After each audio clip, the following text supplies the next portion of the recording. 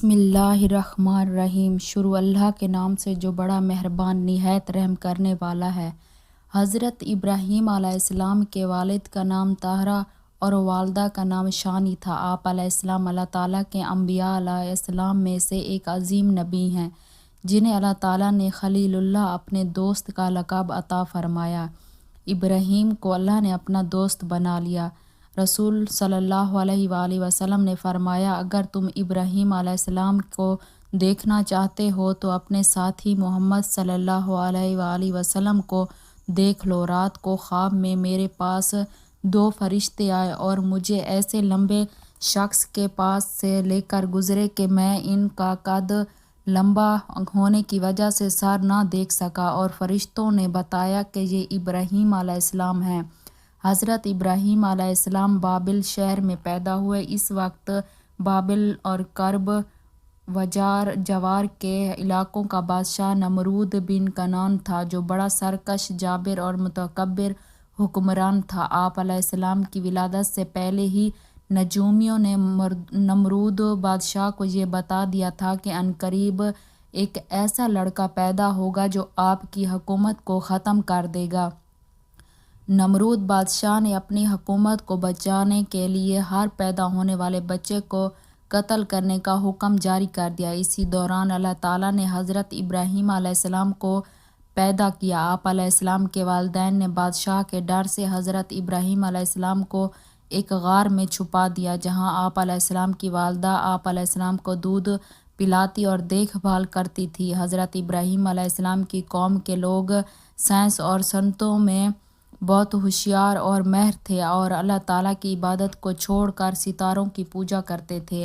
اللہ تعالیٰ کا ہر نبی فطری طور پر معصوم اور شرک سے پاک ہوا کرتا ہے، اسی لیے حضرت ابراہیم علیہ السلام بھی شرک سے پاک اور بیزار تھے۔ اللہ تعالیٰ نے بچپن ہی سے آپ علیہ السلام کو عقل سلیم اور ہدایت سے نوازا تھا۔ اللہ تعالیٰ نے آسمان اور زمین کی چیزوں میں حضرت ابراہیم علیہ السلام کے لیے اپنی توحید کے دلائل کھول دیے اور آسمان زمین کی تخلیق اور ان میں موجود عجائب غرائب کا مشاہدہ کروایا، اور ان پر یہ بات واضح کر دی کہ اللہ تعالیٰ کے سوا کوئی معبود نہیں۔ اس لیے آپ علیہ السلام نے بچپن میں ہی ستارے، چاند اور سورج کا مشاہدہ کر کے اپنے حقیقی رب کو پہچان کر اس کی عبادت کرنے کا اعلان کیا، اور اللہ تعالیٰ کے علاوہ لوگ جس کی بھی پوجا کیا کرتے تھے ان سب سے نفرت کا اظہار کرتے۔ حضرت ابراہیم علیہ السلام کو اس بات پر یقین تھا کہ اللہ تعالیٰ ہی مردوں کو زندہ کرتے ہیں، لیکن یقینی علم سے عین الیقین آنکھوں کا مشاہدے کے ثبوت کے لیے انہوں نے مردوں کے زندہ ہونے کے مشاہدے کے لیے اللہ تعالیٰ سے درخواست کی، جسے قبول فرماتے ہوئے اللہ تعالیٰ نے انہیں مردوں کے زندہ ہونے کا مشاہدہ کروایا۔ اس وقت کو یاد کیجیے جب حضرت ابراہیم علیہ السلام نے عرض کیا کہ اے میرے رب، مجھے دکھائیے آپ کیسے مردوں کو زندہ کریں گے۔ اللہ نے فرمایا، کیا اس پر تمہارا ایمان نہیں؟ حضرت ابراہیم علیہ السلام نے کہا، کیوں نہیں، لیکن اپنے دل کا اطمینان چاہتا ہوں۔ اللہ تعالیٰ نے فرمایا، 4 پرندے لے کر انہیں ٹکڑے ٹکڑے کر ڈالو، پھر ان ٹکڑوں کو 4 مختلف پہاڑوں پر ایک ایک کر کے رکھ دو، پھر انہیں بلاؤ اور وہ تمہارے پاس اڑتے چلے آئیں گے۔ خوب جان لو کہ اللہ زبردست بڑی حکمت کرنے والا ہے۔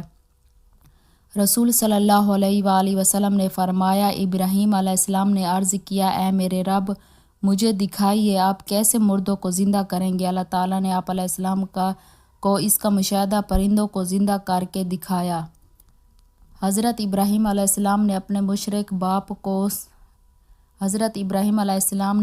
مشرک باپ کو سمجھانے کے لیے بڑے پیارے انداز میں تبلیغ کی، لیکن بجائے آپ علیہ السلام کی نصیحت قبول کرنے کے اس نے نہایت سختی کے ساتھ آپ علیہ السلام کی دعوت توحید کو رد کر دیا اور ساتھ ساتھ آپ علیہ السلام کو سنگسار کرنے کی دھمکی بھی دی۔ حضرت اسی آرزو نے جواب دیا، اے ابراہیم، کیا تم اس میرے معبودوں سے رد گردانی کر رہے ہو؟ سن لو، اگر تم باز نہ آئے تو میں تمہیں پتھر مار کر سنگسار کر دوں گا، اور بہتری اسی میں ہے کہ تم ایک طویل مدت تک مجھ سے دور چلے جاؤ۔ حضرت ابراہیم علیہ السلام کے والد نے دعوت تبلیغ کو قبول کرنے کے بجائے آپ علیہ السلام کے ساتھ بڑا سخت رویہ اختیار کیا اور جلا وطنی کی زندگی گزارنے کو کہا۔ آپ علیہ السلام نے باپ کے سخت رویے پر بھی صبر، تحمل اور ادب کا مظاہرہ کرتے ہوئے انہیں بڑا اچھا جواب دیا۔ فرمان الہیہ: ابراہیم علیہ السلام نے کہا، اے ابا جان، آپ پر سلام ہو، میں اپنے رب سے آپ کے لیے بخشش کی دعا مانگتا رہوں گا، بے شک وہ مجھ پر بڑا مہربان ہے۔ میں آپ کو اور ان تمام چیزوں کو چھوڑ رہا ہوں جنہیں آپ اللہ کے سوا پکارتے ہو، اور میں تو اپنے پروردگار کو ہی پکاروں گا۔ مجھے یقین ہے کہ میں اپنے رب سے دعا مانگ کر محروم نہیں رہوں گا۔ حضرت ابراہیم علیہ السلام نے اپنے والد کے وعدے کے مطابق اپنے والد کے لیے اس وقت تک دعائے استغفار کرتے رہے جب تک کہ اللہ تعالیٰ نے آپ علیہ السلام کو مشرکین کے لیے دعائے استغفار کرنے سے منع نہیں کیا۔ رسول صلی اللہ علیہ وآلہ وسلم نے فرمایا، ابراہیم علیہ السلام قیامت کے دن اپنے والد آزار سے اس حالت میں ملیں گے کہ اس کے چہرے پر گرد و غبار اور سیاہی ہوگی۔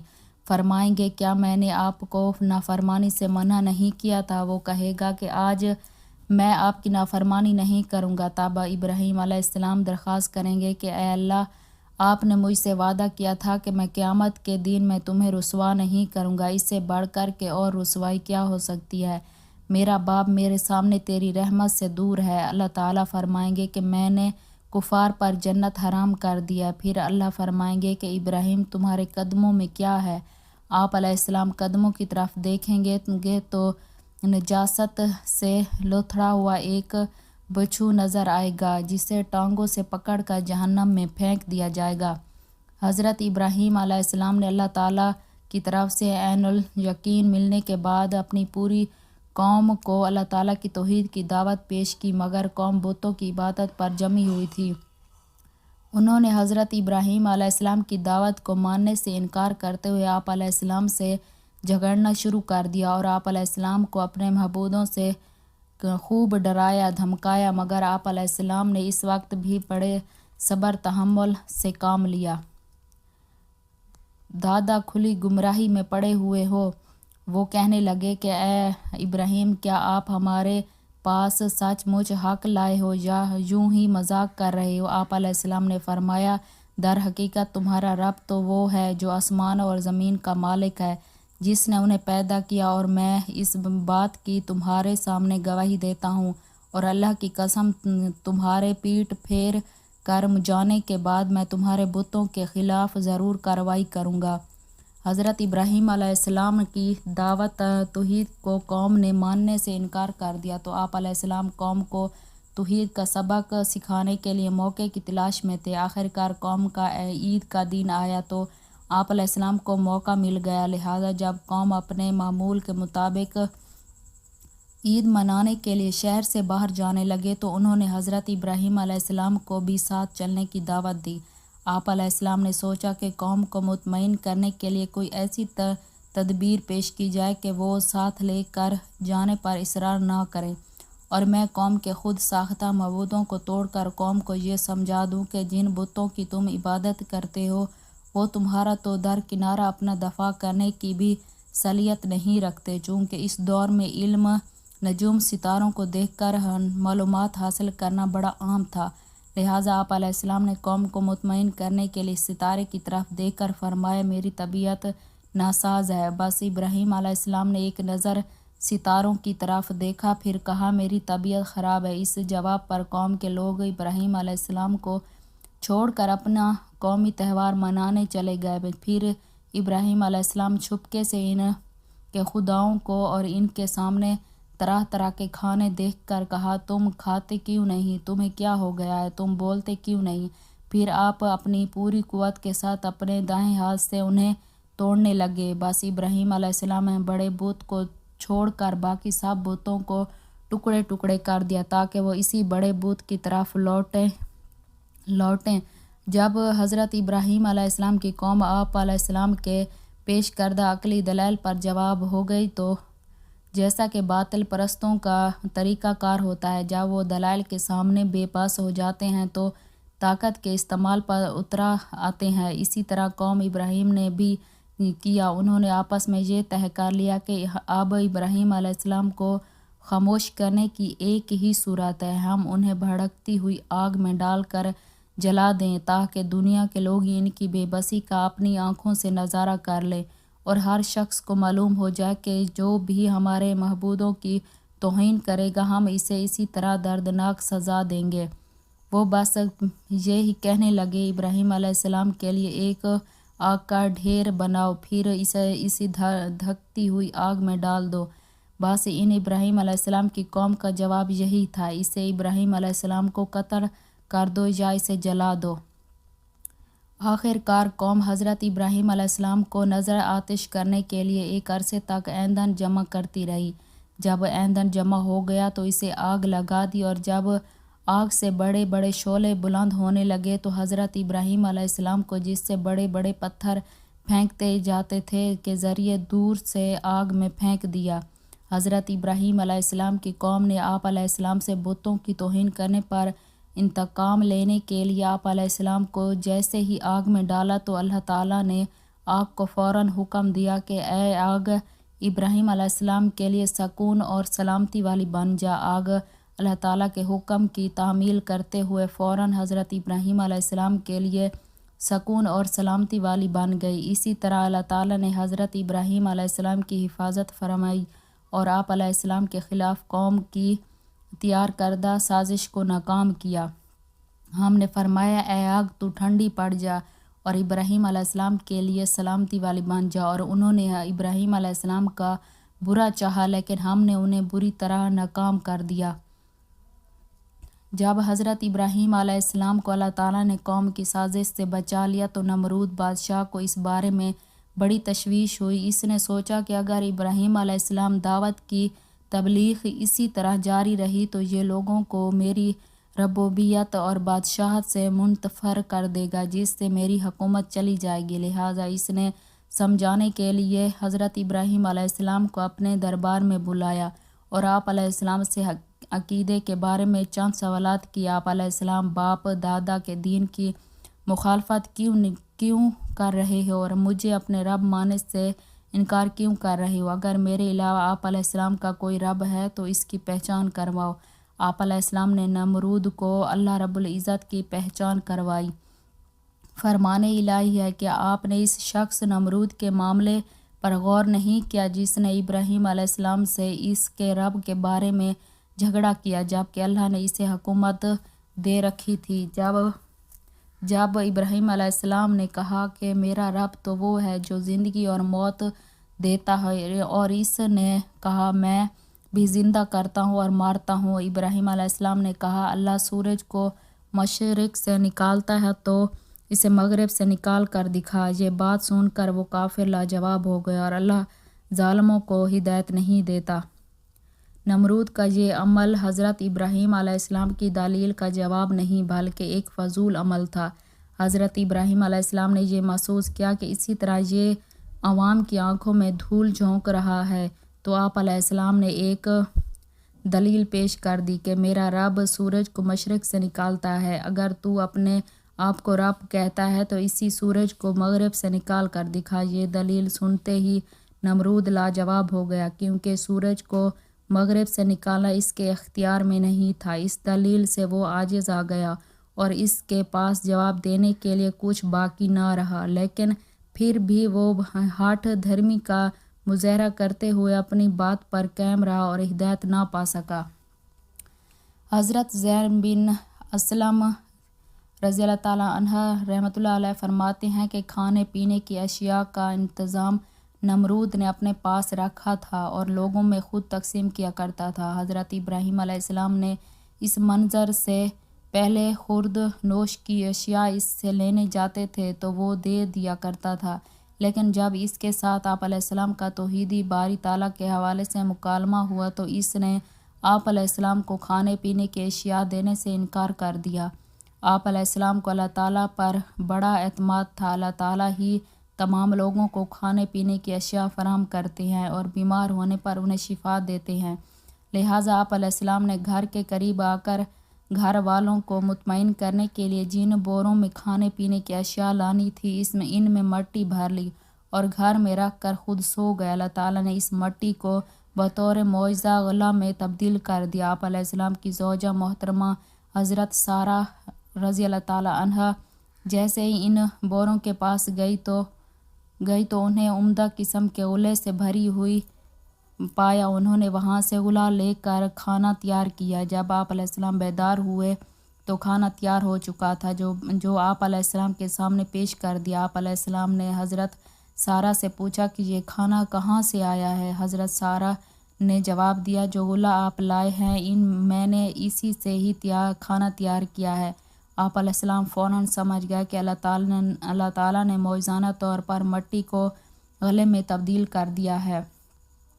نمرود ایک ظالم، جابر اور متکبر بادشاہ تھا جس نے اللہ تعالیٰ کا بندہ بننے کے بجائے اپنے آپ کو رب کہلوانا شروع کر دیا۔ اللہ تعالیٰ نے حضرت ابراہیم علیہ السلام کے ذریعے اسے فرمانبردار بندہ بنا کر صرف اللہ تعالیٰ کی عبادت کرنے کی رغبت دلائی، مگر اپنی بادشاہت اور دولت کے گھمنڈ میں اس نے حضرت ابراہیم علیہ السلام کی مخلصانہ دعوت کو رد کر دیا۔ حضرت زید بن اسلم رحمۃ اللہ علیہ فرماتے ہیں کہ جب نمرود بادشاہ کی نافرمانیاں حد سے بڑھ گئی تو اللہ تعالیٰ نے اس کے پاس اپنا ایک فرشتہ بھیجا جس نے اسے اللہ تعالیٰ پر ایمان لانے کو کہا، لیکن اس نے انکار کر دیا۔ 3 بار فرشتے نے یہی دعوت پیش کی، تینوں بار نمرود نے انکار کیا اور کہنے لگا، تم اپنے لشکر لے آؤ اور میں اپنے لشکر لے آتا ہوں۔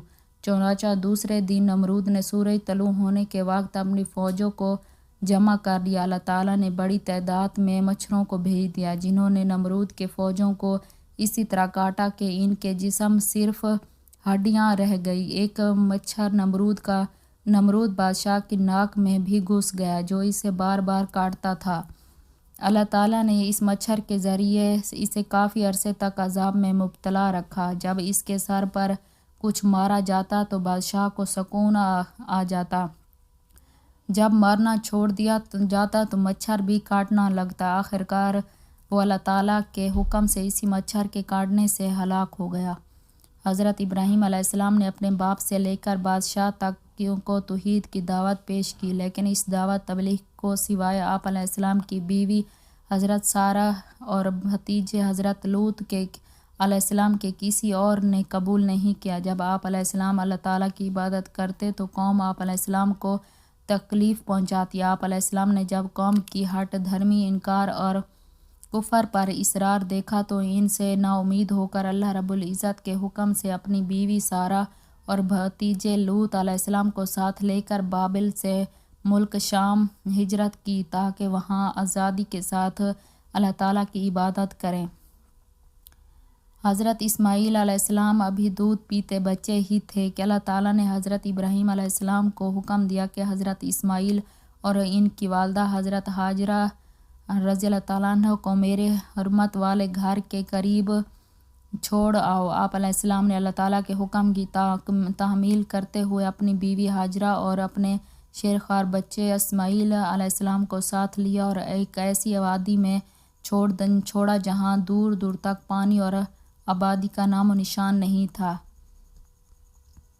جب اللہ تعالیٰ نے حضرت ابراہیم علیہ السلام اللہ تعالیٰ کی طرف سے آنے والی آزمائش حضرت اسماعیل کی قربانی میں کامیاب ہوئے تو اللہ تعالیٰ نے بطور انعام آپ علیہ السلام کو 100 سال کی عمر میں دوسرے بیٹے حضرت اسحاق علیہ السلام کی خوشخبری سنائی۔ حضرت اسماعیل علیہ السلام نے حضرت ہاجرہ رضی اللہ تعالیٰ عنہ سے باطن سے پیدا ہوئے تو آپ علیہ السلام کی دوسری بیوی سارہ جو کہ 5 تھی انہیں بھی اولاد کی خواہش ہوئی ہے۔ جب اللہ تعالیٰ کی طرف سے بھیجے ہوئے فرشتے انسانی شکل میں بطور مہمان حضرت ابراہیم علیہ السلام کے پاس آئے تو اللہ تعالیٰ آپ علیہ السلام نے ان کی مہمان نوازی کے طور پر ایک بچڑا ذبح کیا اور ان کے لیے کھانا تیار کیا، لیکن وہ چونکہ فرشتے تھے اس لیے انہوں نے کھانے کی طرف ہاتھ نہ بڑھایا تو آپ علیہ السلام کو ان کی طرف سے کچھ خوف لاحق ہوا۔